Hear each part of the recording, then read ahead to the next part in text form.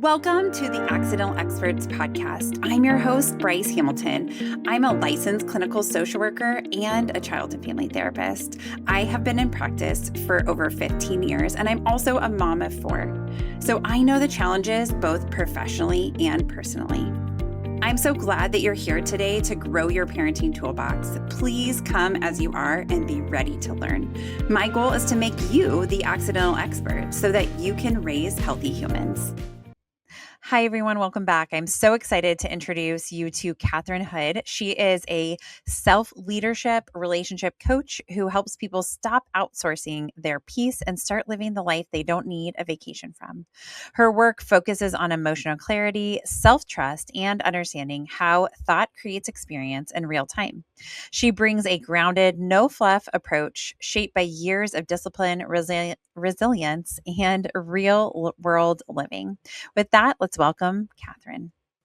I'm so glad to be here with you, and thank you for the invite. Yes, of course. Okay, so I'm excited to talk about this topic as a parent myself, trying to always create leadership and, just all the things that parenting requires. And so I love this idea of self-leadership. So I'm excited to find out more and see how it can incorporate into my parenting. Sounds good. Let's do it. Okay, let's do it. Okay, so first of all, let's talk about what self-leadership even is. Like, what does this actually mean? So it's going to look different in everyone's life. What I would say, just if you asked me in an elevator, what is self-leadership in your life like, Katherine? I would say it's leading your life in a way that you're modeling your values, your morals, your principles to others, right? Love it. Not without any expectation, but it's really about leading your life from how you want to live your life in a way that tonight, when you put your head on your pillow, a year from now, at the end of your life, you'll look back on it and go, wow, I did a great job. I led and modeled my life from the inside out, really omitting what everyone else is doing, right? Following your values, your morals, your principles, your convictions. That's where we're going to be in alignment with fulfillment, meaning, and purpose in our life. I love that. Okay, so how in the world do you do that? Because if it was probably that easy, we'd all just be, maybe it is that easy. Maybe we make it complicated because as human beings, we love complication. So how do you do that? Like, how do you have these core principles and then live a life that you feel like is fulfilling from that? Yeah, such a good question. And it's interesting. My oldest daughter asked me that the other day, how do I do this, Mom? How do I live my life in alignment? Or that what does this mean, Mom? And she's 26. And I said, I think it's really about one, telling stories to those people that are around you, how you're growing, how you're evolving, how you are staying grounded and self-regulating and really living your life from, and you have to define it in your own words, from the lightness, the peace, the fulfillment, meaning, purpose, whatever the words are that resonate with you. And it's not the words, it's the meaning behind the words, the feeling behind the words. So when we live a life through this way, we have more self-awareness when we are taken off our game or triggered or upset or feeling in a way that we don't want to feel. We have more awareness and in that moment when it first starts, to see that we have a choice in maybe taking it a different direction.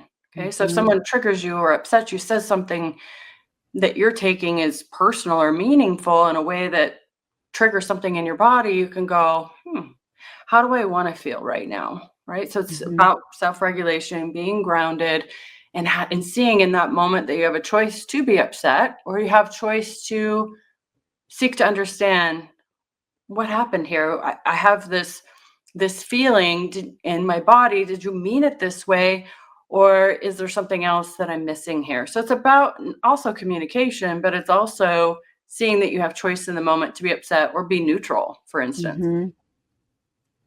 Yeah, that's a really interesting idea. I don't think as parents, especially like thinking about like our kids, God love them.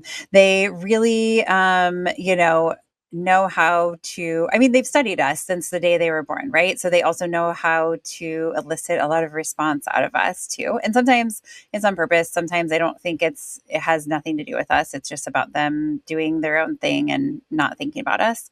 But it's hard to stay neutral sometimes. Mhm. It is interesting that that's something I'm experiencing in my work with a few of my clients that have young children. And there's been a pattern that's been created as a result of, like you said, our children are watching us. Mhm. And for the instance, these two that are coming to mind right now with young children, they're said things to me in kind of the same thread of the only way I can get through to them is by yelling and getting upset. And so that's a pattern. That's something Mhm. that the child and you have found useful and worked. So it's really more of let's step back and steady it up or whatever. Again, I use my client's language. I'll ask them, how do you want to feel? Mhm. Is yelling and screaming and getting the point across that way. So how do you want to feel? And they'll use words or language. Again, everybody's different, but just for some Mhm. examples, well, I want to feel steady. I want to feel calm. I want to feel patient. I want to feel Mhm. firm. Again, there's a little bit of editing that ends up happening. I'll cue my clients into using languages within your control because it can't be, Mhm. I want them to respect me or I want them to hear me. Sure. I want them because Sure. that's outside of your control again. Mhm. We want to use language so steadiness and being firm and stable come to mind, and I help my clients stay a course. Help them stay on that course in a way that they establish that steadiness, that sturdiness. I know that's Mhm. really important. Both my daughters are in their 20s, and when they call me and things are, emotional or whatever, I know that they call me, they reach for the phone and call me because they know that there's just no judgment, right? I will be Mhm. that steady listening ear seeking to understand. Mhm. Yeah, which I think we ultimately, as parents, I've never met a parent who's like, I want my kid to not want me, Yeah. right? I want my kid to think you're such a jerk and I can't wait to not know you when I leave this house, right? Like that's not our idea, right? So we want to be connected. But in those moments of chaos, I think, or what can feel like chaos, it's hard to slow down in those moments. But I like the idea of being able to be neutral and investigating. It sounds like, you're there to listen, but also like ask questions to understand and that creates connection. Always. Yeah, it's asking questions from curiosity, and also I think something that's worked really well in our dynamic with my children is, are you just wanting to be heard, hugged, or do you want helped? They Mhm. know, or they just come right out. Mom, I just want to tell you everything, and then I want you to tell me what you hear. That's been a pretty common one lately with both Mhm. of my daughters. Just I just want to tell you everything in a messy way, and it's just going to be kind of scattered and all over the place, and I want you to tell me what you hear, and I'll ask permission. Are you sure? Mhm. Are you sure? And because and again, that permission piece is important because that to me tells me that they're open-minded, and even if what I say is a little messy, I have a little forgiveness, I have a little bit of grace in what I say, and they'll receive, and I fully tell them, take what's useful and discard what's not. Mhm. Yeah. That helps too. I think it's a lot of times it's not what we say but how we say it, right? And I've heard that, but it's like the older I get, the more meaningful that is. And I don't Yeah. know if that's a sign of aging or maturity. It's maturity. It's maturity, right? No, I just do think. It Yeah. is emotional maturity. It's back to that steadiness, that Mhm. patient, right? How I want to be, how I want to show up is I want to be. I use a lot of metaphors in my work, and one of the metaphors I use is I'm going to be the one that's got a really big power stance on the bank. of the lake or the river, and I have a buoy and I have a rope. You're going to be out there swimming and paddling and thrashing around in the water. That's the messy stuff, right? That they're telling me. I'm going to stand here. I'm going to be steady and firm on the ground. Listen to everything you have to say. And I'm going to throw the buoy out and I'm going to pull you in. But you have to be open and willing and hear, my perspective, but disregard what's not useful. Take what is. But I'm going to maintain my sturdiness. And what I have found, I've actually experienced this in real life many a times with my daughters. And there's one instance that was majorly profound. In fact, I actually brought it up to her again a couple of days ago, and this was years ago, where she was having an emotional, I don't want to say a panic attack, but it was a pretty big outburst. And I just stayed in the car with her. And I just stayed there. I kept my breath steady. I kept my, just really stayed grounded and just let her just pop off. Do whatever you need to do, the crying, the anger, the whatever, because that's all just letting the emotions go through her. And the old version of me, admittedly, would have stopped her and charged forward. I don't know what I would have said. I would have said some things that like, knock it off, probably.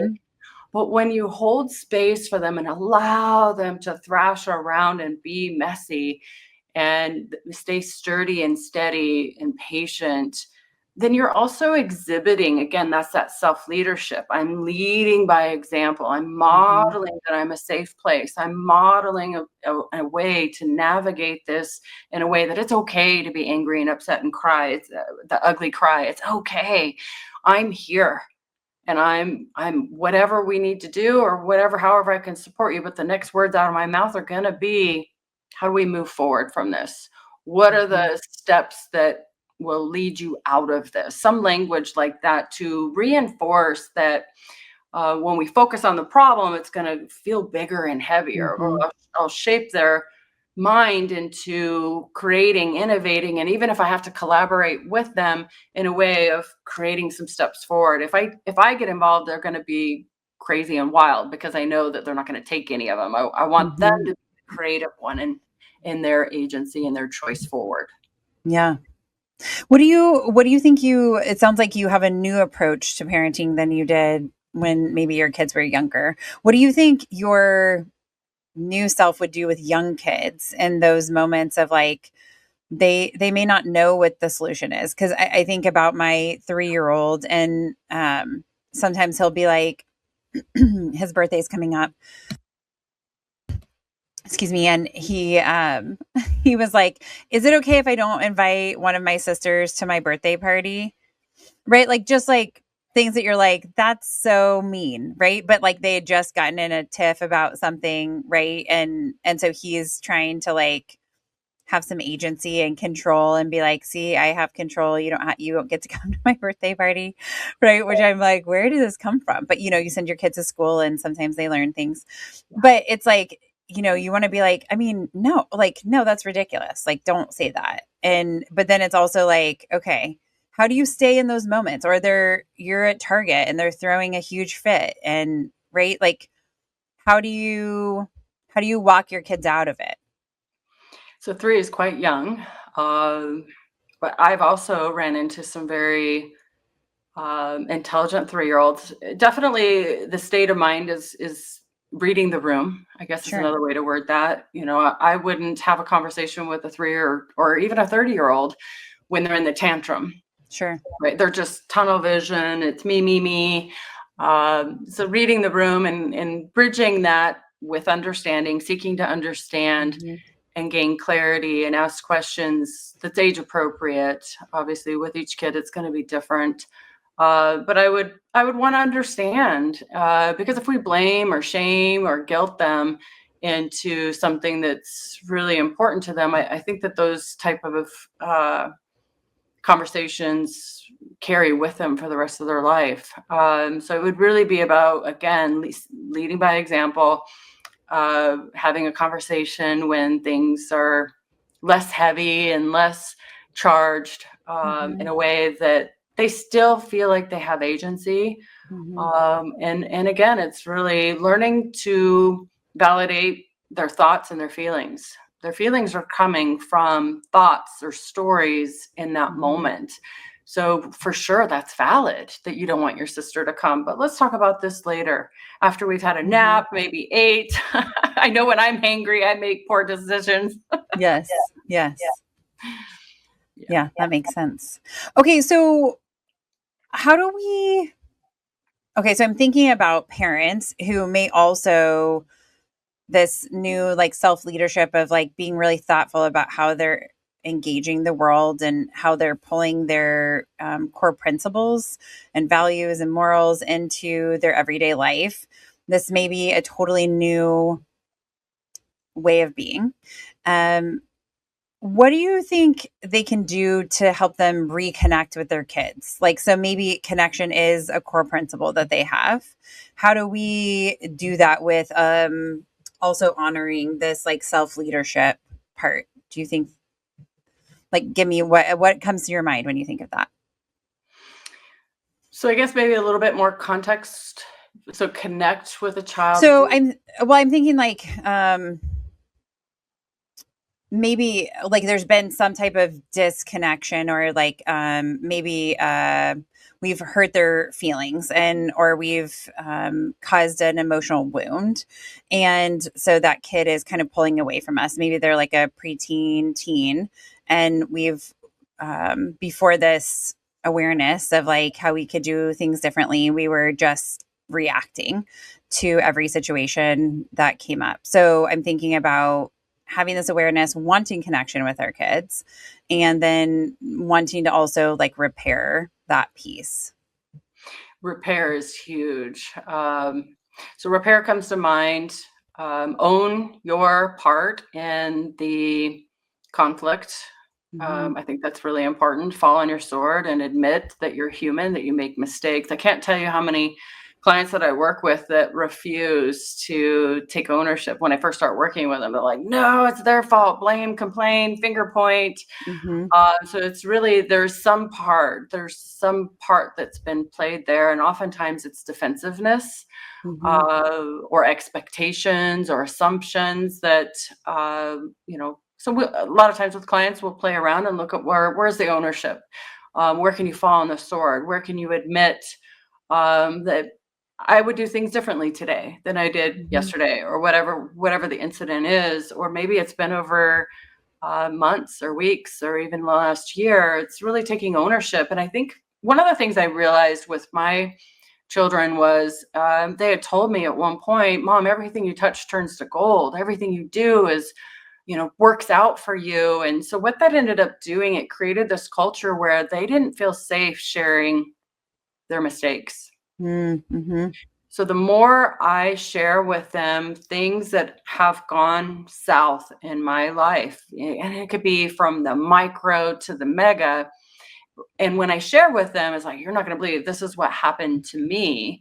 And Mm-hmm. this is what I thought. This is what I believe. This is what I made it out to mean about me. And this is the steps I am taking forward, or the steps that I took forward to overcome this, or Mm-hmm. this is what I'm working on internally. So that way, when and if, and likely it'll happen again, maybe in a different way, I know how to show up differently. So I'm growing, I'm changing, I'm finding ways that I have to be more adaptable or agile. Mm-hmm. So it's really about sharing stories again. I mentioned that earlier, is the more stories that we can share where we are human, that we make mistakes or we think and feel things and react in ways that might be impulsive, and recognizing that, oh, look at me go, being human. Mm-hmm. But I share with them stories. I share how I'm growing, how I'm making errors in small and big ways. And what I found when I started to do that is now they share the good, the bad, the ugly, right? Mm-hmm. And we can celebrate the wins. We can celebrate the milestones where they are learning and growing and evolving, and we can share failures and fail forward and have a sense of humor about it. And but also be able to be vulnerable, because the more vulnerable we Mm. are, the more we connect, the more human-like we are. We're no longer Mhm. the superhero that everything I touch turns into gold. I want them to feel like they can share and trust that when they share with me, it's confidential, and we can collaboratively work on steps forward, or even just listen to their ideas. Mhm. Yeah. I mean, I think when I think about parenting, regardless of what age, collaborative parenting, like working together, is way more effective than me being like the dictator or the, I mean, we have to have rules, but I think, and boundaries and expectations, right? Or guide posts. But I think also allowing our kids to have that autonomy and agency to make decisions for themselves, because they're going to decide anyways. I think as parents, like, I don't know about you, but like none of my kids were born whenever they were supposed to, whatever the doctor said, they're supposed to be born on this day. None of my kids did any of that. Some were a little bit more complicated than others. But I think it's just, you can't control them from the day that they're born, right? So it's like, we better align with them, like be on the same team to work together. It seems to work better. Mhm. Have you had that in your experience too? I have, and I think what I'd add to that is the unconditional love that Mm. I have learned to embody and believe and breathe, has also opened up possibility that they are my biggest teachers.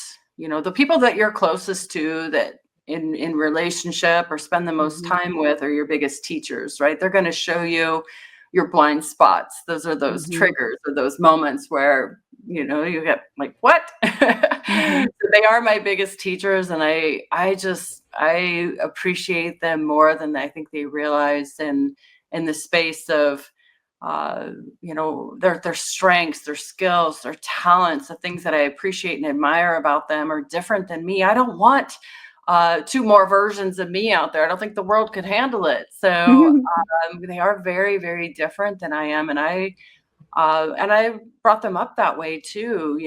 Explore religions, explore politics, explore all the things, and share with me what you're learning, and what Mhm. pulls on you, or what excites you. And I Mhm. find that I learned so much from them as a result of allowing them to make choices in their own life. It's their life, right? Mhm. I have had moments where I'm like, oh man, that choice in a friend or a boyfriend, it's Mhm. their life. It's their life. And when we pause judgment and pause how we think things should be done, or how they should do their life, I feel like that gives them so much more reign to um, choose their own path and share with me what they're learning, what they're exploring, and versus me dictating or choosing for them, or demanding them do things like I would do.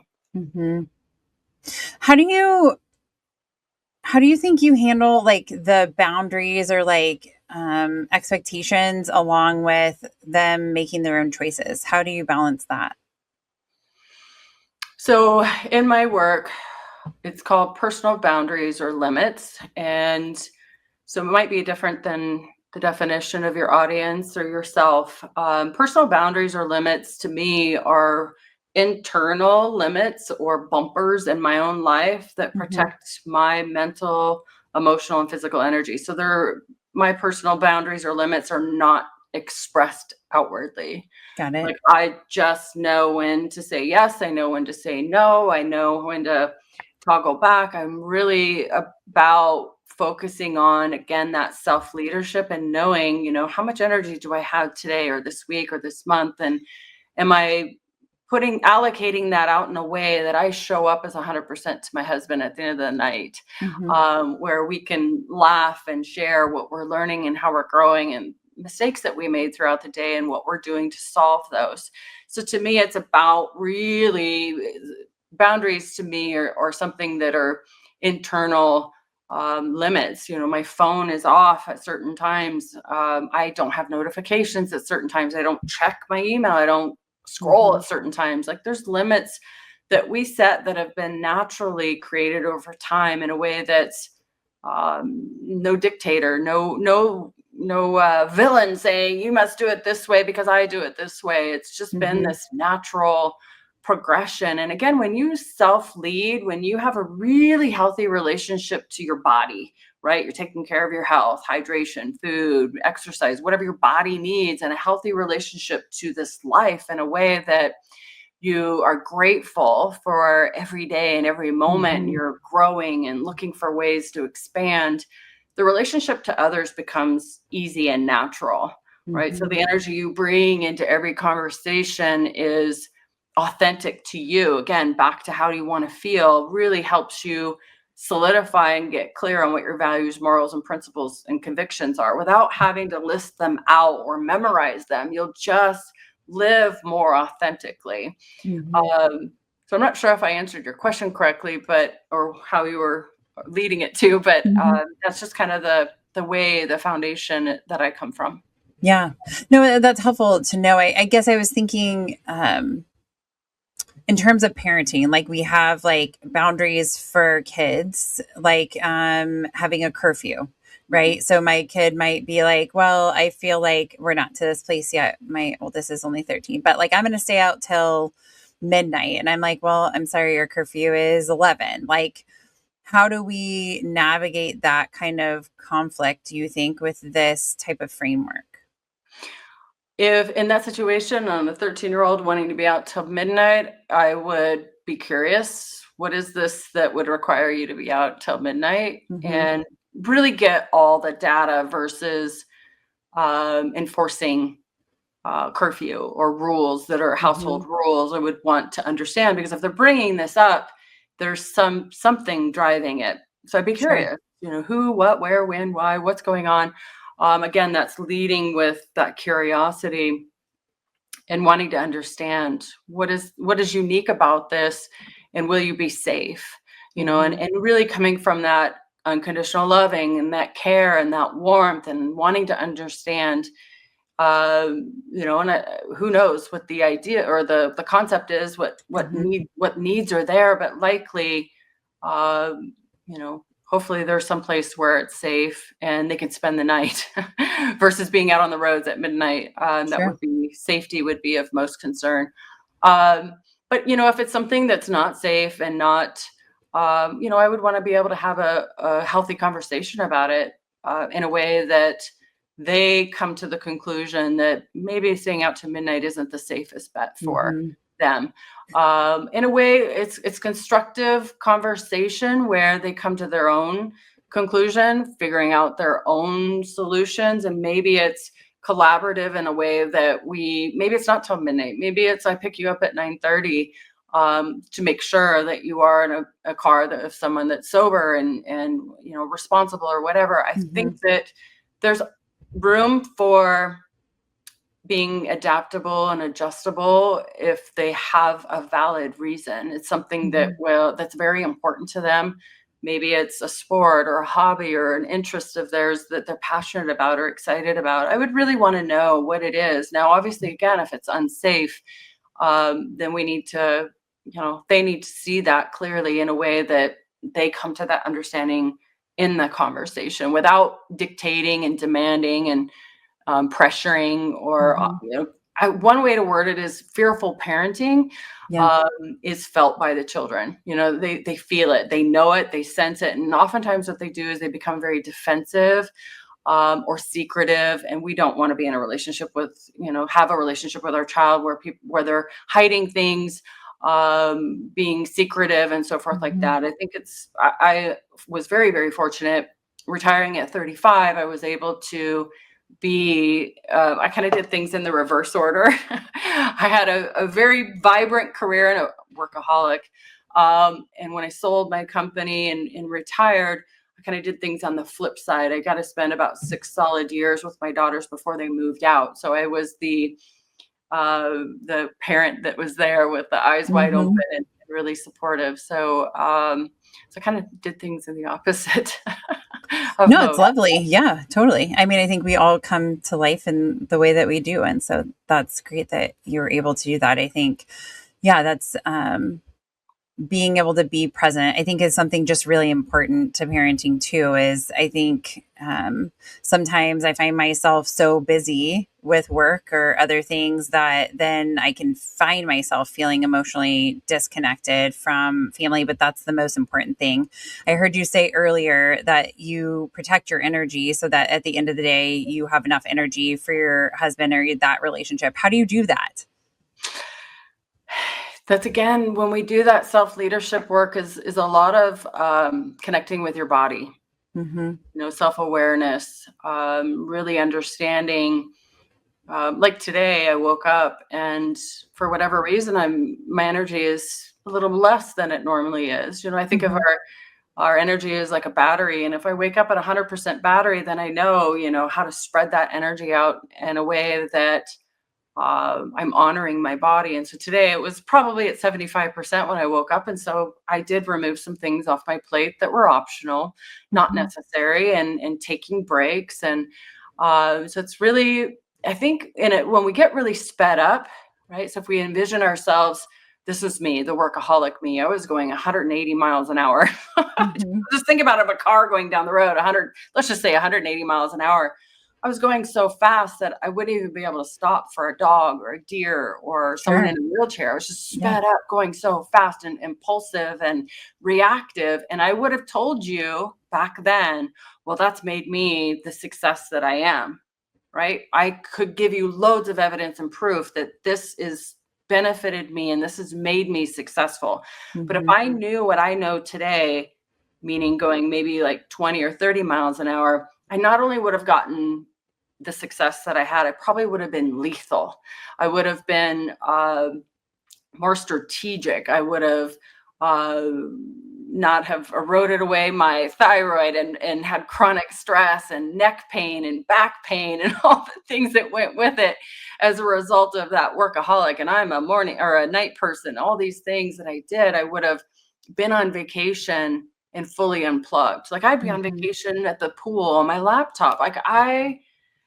Again, if I knew what I know today back then, things would have been much different. I would have been operating at a speed that I would have made more informed, clear decisions. I would have been more present. Mm-hmm. Probably would have done things a lot differently as far as parenting goes as well. Although I was incredibly blessed to have those last 6 years with my daughters, I do regret not being that fully present parent in Hawaii and all the other trips that we took in California and all the things. I felt like I was rushing through everything and everything was urgent. Yeah. But now I know that feeling in my body that I can adjust, I can pivot. I know when it first starts. And so I Mm-hmm. feel it. And then I go, oh, how do I want to feel right here? Mm-hmm. How do I want to honor this moment and be fully present? So I'm more body conscious. I'm more aware when when I'm below neutral, if you will. Mm-hmm. So what do you, I'm thinking about, like, this is random, but like times where like I might have a headache, right? And it's like, okay, so sometimes I'll be like, okay, have I drank enough water today? Did I eat? Like, have I, taken care of my body? How did I sleep last night? But like sometimes I'm like, oh, last night I slept really crappy.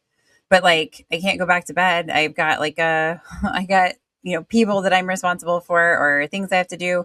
How does this like self-leadership part, what would it say in those moments where it's like maybe it is the sleep, but there's not something I feel like I can do about that at this moment? Yeah. Great question. And quite often new clients of mine are like, what do I need to do? What do I do? What do I do? And really it's more of the being than the doing. Mm, Who am I being right now? Um, so that is a huge anchor, a huge foundation. And again, that relationship to self is recognizing this headache and what are the things that I know have worked in the past that alleviate that, or at least relieve some of that pressure that I can do, even though I mhm, have all these responsibilities and people needing me.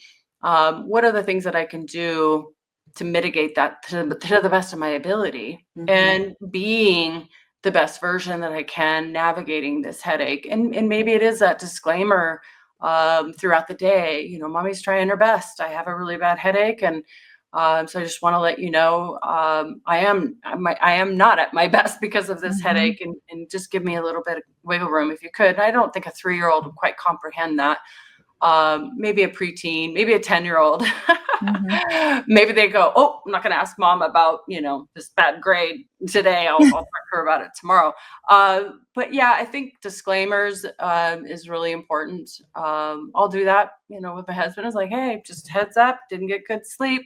But it's important to me to spend quality time with you later today. So I'm going to show up as the best version of myself. So yeah.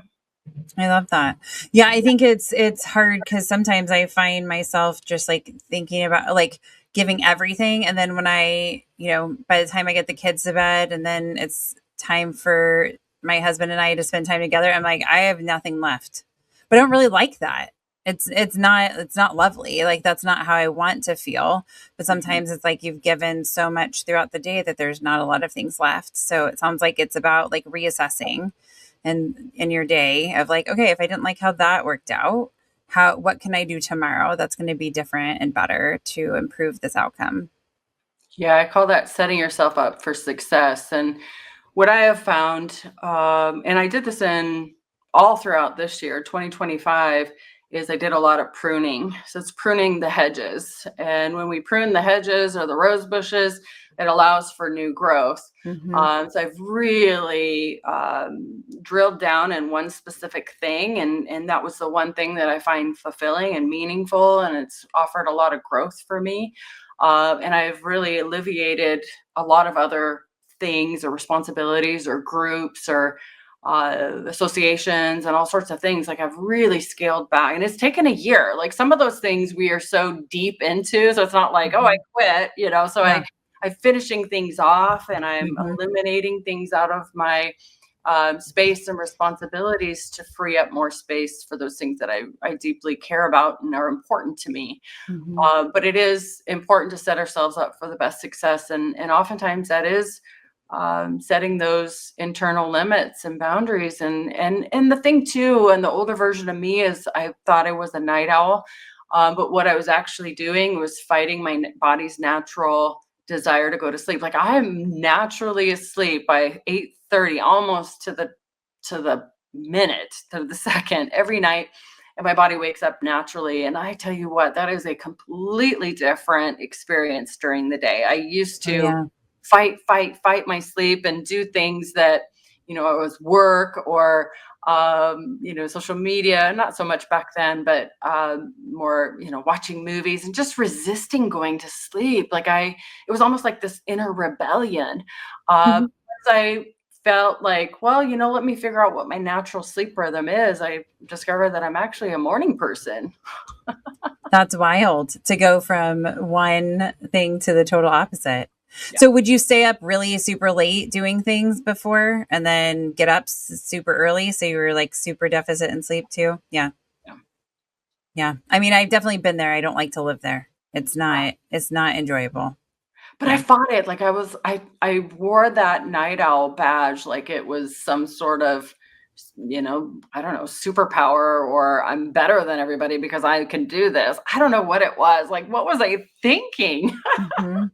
But yeah, it Yeah. has me showing up as a better mother, a better supporter. I offer greater value, more depth in my life, and I experience the day so much differently. Like I'll pause for a sunset or a sunrise, Mm, I'll pause for these things that, the older version of me would just not take part in. I was mhm, just oblivious about life. And so now it's cherishing my kids when I get to see them, when they visit and call. I've been on the phone with my oldest probably now 10 hours over the last 2 weeks, helping navigate, things that are going on in her life. And I feel that life is rich when your kids are in contact with you. Life mhm, is That's the rich, right? It's not about money, it's not about fame, it's not about fashion, it's not about any of this external things. It's just that connection. You spoke of that mhm, word at the very beginning, and it's deep connection with your children, and maintaining that in a way that's, unconditional. Mm-hmm. Yeah. I think a lot of times, I think maybe when we hear something that we don't do well as parents, we have a lot of guilt. Like we're like, oh, I didn't do that well. Where do you think this part of grace or self forgiveness or um, empathy to ourselves is in line with self leadership? Great question. Because how we navigate our own inner world is how we treat others. Mm, So if we are critical, judgmental, shaming and guilting ourselves, that's often carrying over into our other relationships. Okay, sure. so that's the whole foundation of the relationship to self and life is what we project out onto other people.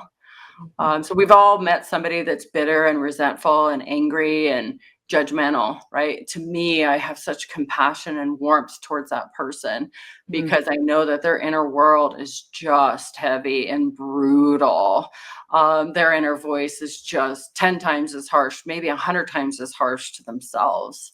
yeah. And they don't know. They're oblivious that there's another way, there's another Hmm. possibility. I do meet and have clients that are moms that are very bitter and angry and resentful and thought that motherhood would maybe be easier than it really is. And I've worked with clients in that situation where they just thrive being working moms, and it's not anything shameful or bad by taking on a different role, meaning having someone, maybe it be and that's what I did too in my career is I actually hired basically a nanny that took care of my daughters during the day, and obviously I had them at night. But I work was my community. It was where I thrived, and it allowed us to have this amazing lifestyle as a result of that hard work and effort. And it's interesting too, speaking to my daughters now, their reflection on their mom owning a business. One of them is like, never. I don't see that. I see owning a business as horrible and torturous. And then the other one is like, nope, I will never work for anyone. I want that freedom. I'll work 80 hours a week versus working 40 hours for the man, So it's Hmm. interesting how Hmm. they receive, their realities are formed, and their personalities and what they see and their perceptions. Yeah. Well, and I think there's no one right way. I mean, thankfully, because we're all so different, but there isn't just one way to do life. And you're seeing that within your home. And all four of my children are all very different humans. And sometimes we have crossover, but not very often.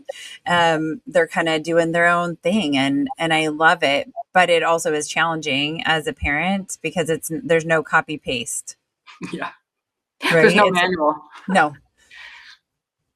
Yeah. Right. So it's getting to know each of them Mm, independently and authentically, and mm, navigating through the things with them. I love that idea of, trying to figure out the problem from that person's point of view. Because I think oftentimes we go into problems, especially with the people we care about most, and we like already know what the problem is, even though they haven't told us. We're like, oh, I know what you did wrong, or I know where things went rogue, or I know what the problem is. But really, when we listen, we actually don't know as mhm. much as we thought we did.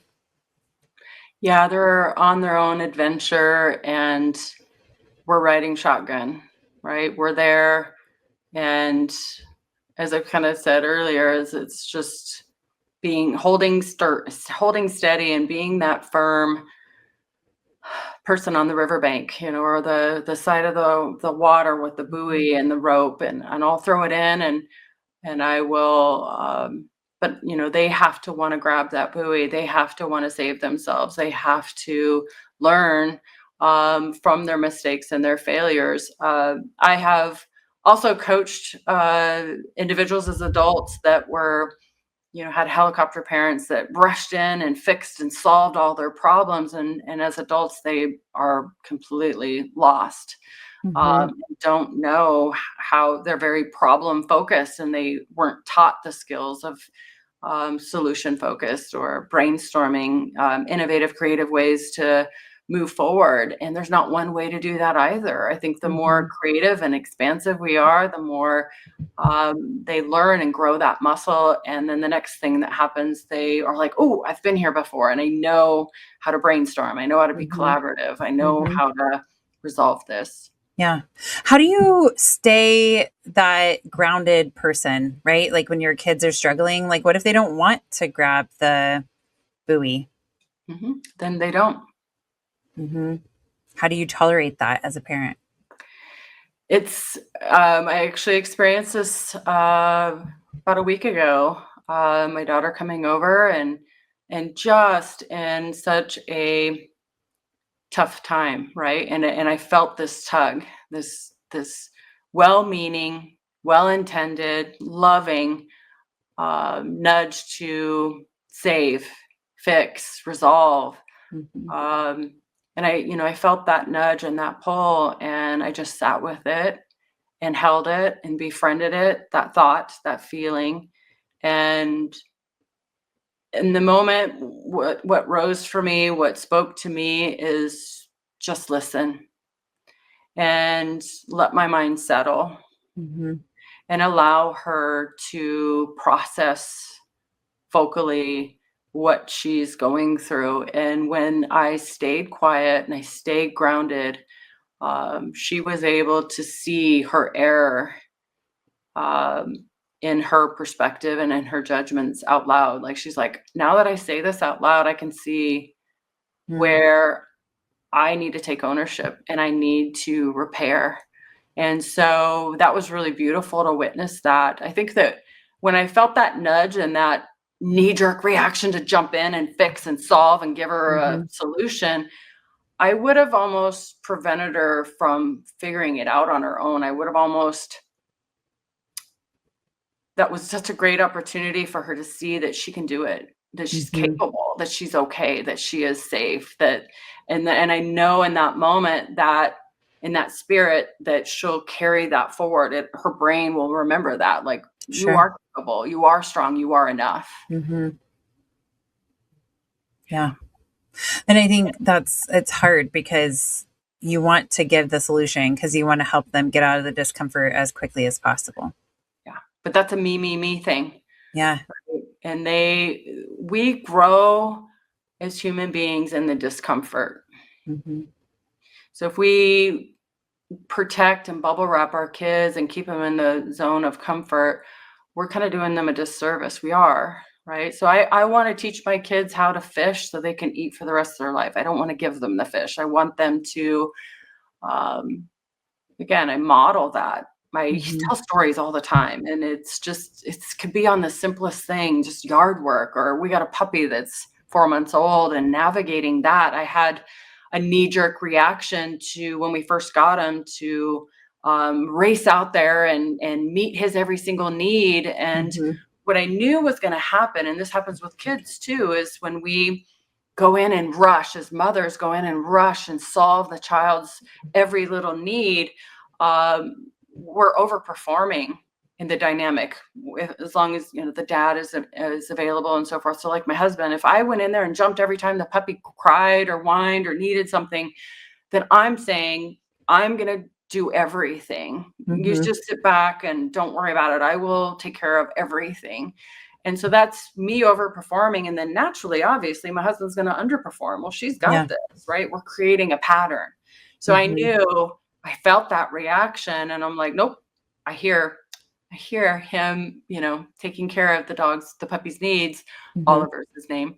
And I want to share this. I want to share this experience. I know that he wants to help train him.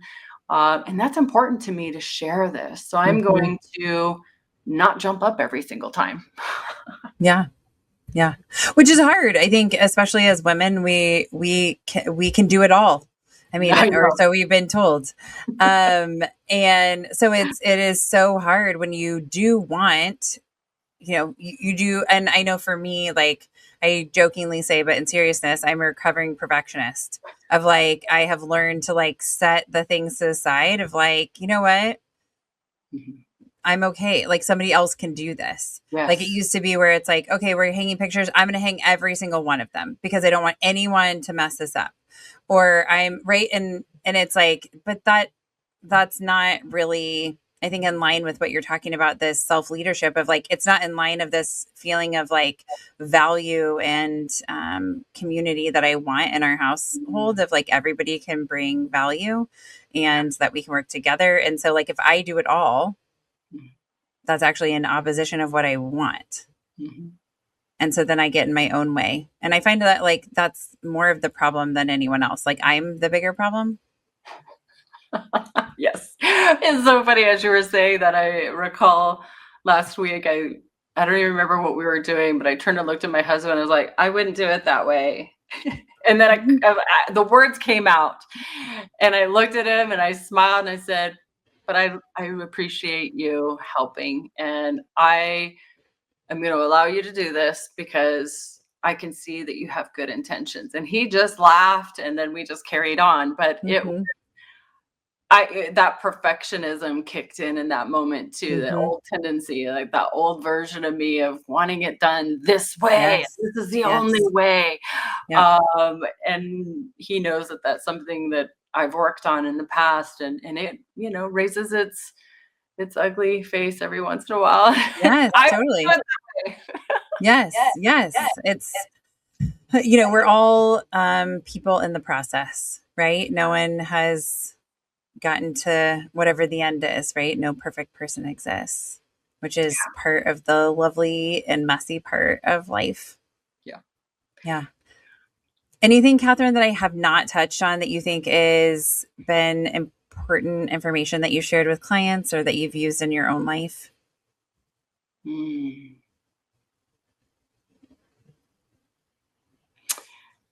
I find, of course, my girls are grown and on their own and thriving and enjoying life. I think one of the biggest things that I really implement every day is putting a red bubble on their phone.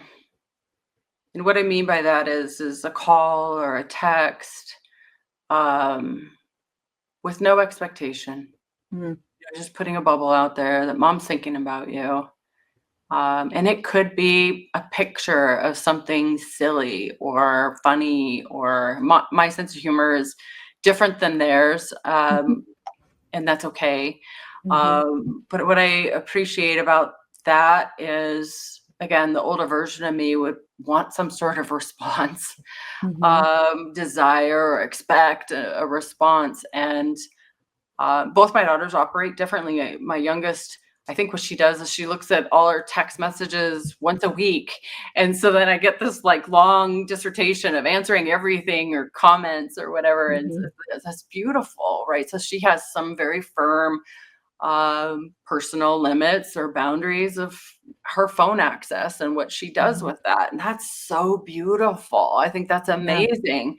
My other daughter, you can tell she wants to respond to everything, and very thoughtful and well put together and articulated. And so I think, again, we can learn so much from our children, if we're open to it and we look for it and allow Mhm. them to be our teachers. I don't care how old they are.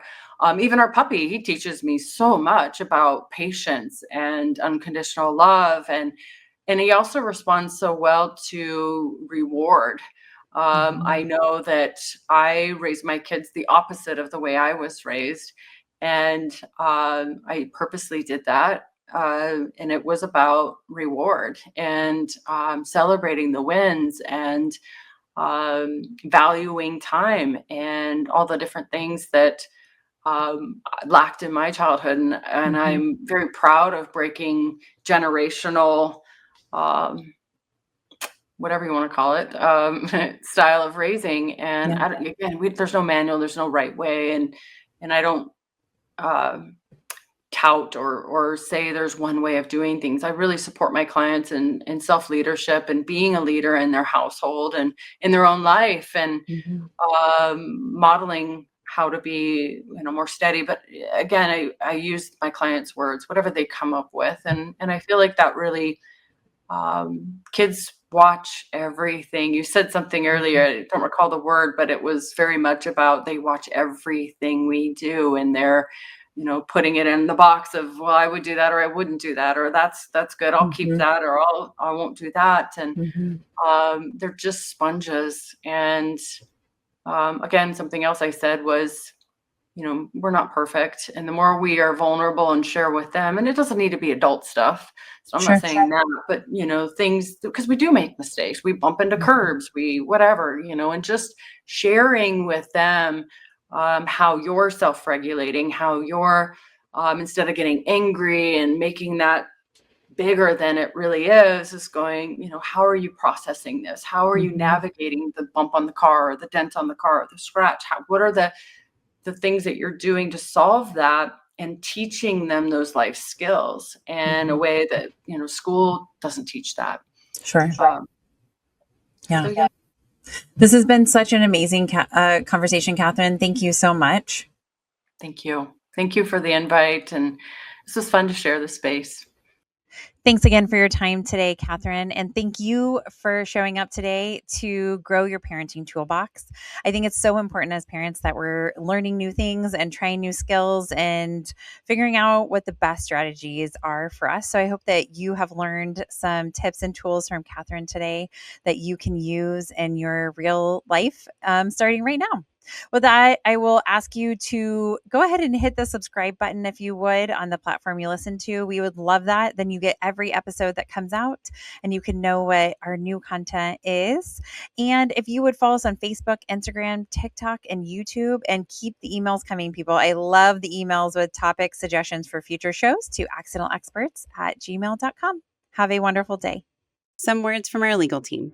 The information presented in this podcast is not intended or implied to be a substitute for appropriate professional advice, diagnosis, or treatment. All content, including text, graphics, images, and information contained on or available through this podcast, is for general information purposes only. This podcast makes no representations and assumes no responsibility for the accuracy or information on or available through this podcast, and such information is subject to change without notice. You are encouraged to confirm any information obtained through this program with other sources and review all information regarding any condition or treatment with the appropriate professionals. What we're saying is, yes, I am a real therapist, but I'm not your therapist.